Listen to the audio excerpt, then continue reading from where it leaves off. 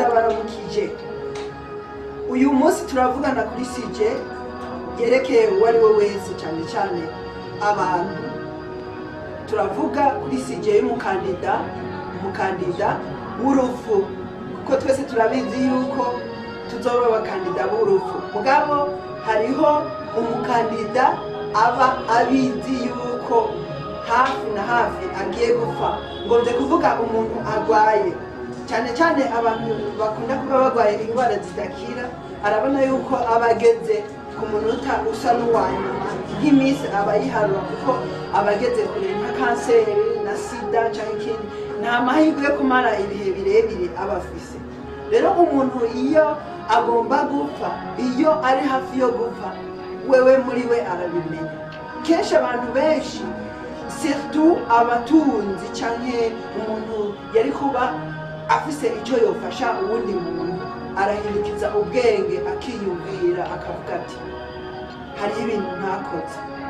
Abo bantu rero iyo bageze habi mu buzima, niho bavuga ko bari baribeshe, mu gihe batafashije umuntu wese yaza kubafasha ikintu.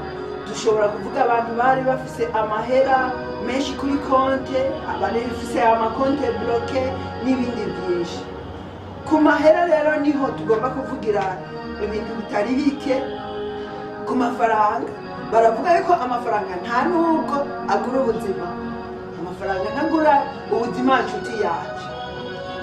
Iyo rero uri umukandida w'urupfu, muri icyo gihe niho utangura kwiyumvira ibyo bintu. Rero icyo twokwiga muri ibi bintu ni uko twamenya ko umuntu ari cyo kintu cya mbere kuruta amafaranga. Turakwiye kwibuka rero gufasha tukiri bazima, kuko ibyo utafashije ukiri muzima ushobora kubifasha uri ku gitanda cy'urupfu. Ni nk'uko ushobora kuba utafashije umuntu amahera uba wasize ku makonte, waragize agasigara muri konte, ni igihe utaba ufise umuryango canke umuryango wawe bakagenda kurondera ayo mahera, nta burenganzira bwo kuyabikura wigeze ubaha, agaherayo uko nyene. Rero byiza amahera ntimwoyabika kuri konte canke ngo muyabike ahandi hantu, nuko mwoyafashisha umuntu. Nicyo kimwe n'indoto, biza nk'indoto. Rero indoto tuzigira tugifise ubwenge tukiri batoya. Rero abantu mukiri bato munyumva, abantu mukiri bato mumbona, nuko indoto zanyu zitoheza ngo zipfe ubusa. Tangura indoto zawe hakiri kare. Nawe ufise amafaranga, fasha umuntu afise indoto ziwe gushika kuvyo yategezwa gukora, kuko indoto z'umuntu ziribwa n'iki? Indoto z'umuntu ziribwa n'inzara. Aho gukora indoto zawe, inzara iraheza igacigutuma.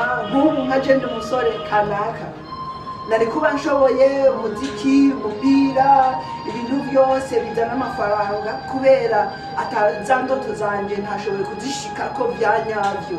Niho hahandi inzara ica intuma kuza gukorera amahera 5,000 gushika ku 3,500 ku munsi, nkaja kuba umuyede, nkaja kuba umuntu nyene kugira ngo nke ikintu mfungura uwo munsi.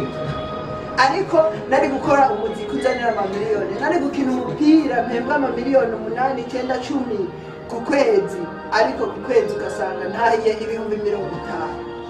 Nico gituma wa muntu ufise amafaranga, wa muntu ubona yuko umwana muto cyangwa ari we wese afise indoto agukurikira, ariko arakubwira ati ndafise ikintu noshobora gukora, ndafise ikintu noshobora kuvuga, ndafise ikintu noshobora kurangura mu ndoto zanjye kugira ngo ushobore guteza imbere n'abandi bantu. Akaza akagutumbera, uzomufashe kurangura indoto ziwe, kuko nawewe ibyo utafashije kurangura indoto z'abantu urapfa, ukabisiga byose bigasigara uko. Icyo no guhanura rero nuko wafasha abantu batari bake kurangura indoto zabo, kugira ngo isi abantu bari muri yo bazokwibuke enjoro, bavuge bati aho ngenze ni naka. Naye ahandi upfuye barakubwira ngo naka sha nta kintu yadufashije kabisa, yari afise amahera twaramurwanako tukagenda tukamubwira dufashe naka dufashe iki kintu